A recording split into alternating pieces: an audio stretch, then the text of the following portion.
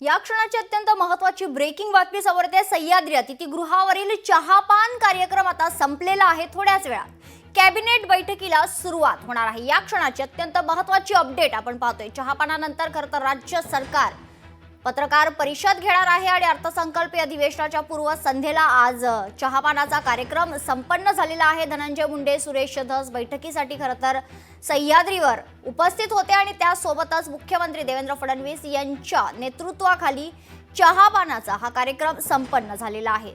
तर या चहापानाच्या कार्यक्रमामध्ये विरोधकांनी बहिष्कार टाकला, ते उपस्थित नव्हते।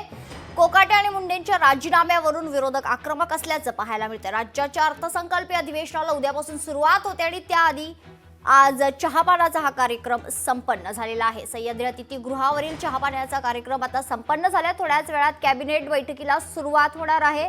यासोबतच चहापानानंतर राज्य सरकारद्वारे पत्रकार परिषद घेतली जाईल।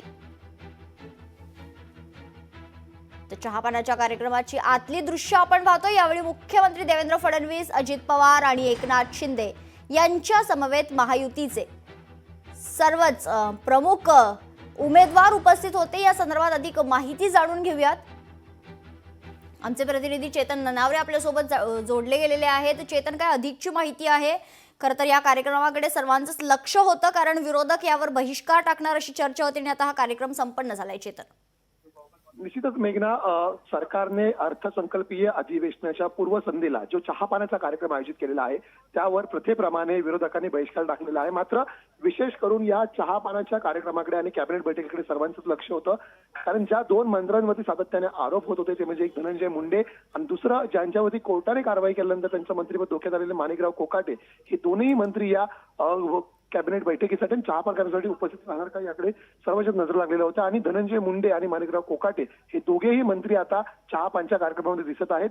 दुसरी एक महत्वाची गोष्ट म्हणजे भाजपचे आमदार सुरेश धस सुद्धा सह्याद्रीवर दाखल झालेले आहेत। मुख्यमंत्री देवेंद्र फडणवीस यांची ते भेट घेणार असल्याची माहिती आहे, कारण 2 दिवसापूर्वी आपल्याला माहिती आहे की ज्या प्रकारे बीड प्रकरणामध्ये चार्जशीट फाईल केलेली आहे त्यानंतर सुरेश धस आणि मुख्यमंत्र्यांची भेट महत्वाची मानली जात आहे। मेघना, निश्चित धन्यवाद चेतन, आपण दिलेल्या सविस्तर माहितीसाठी। लोकशाही मराठी ऐका, पहा, जागरूक रहा।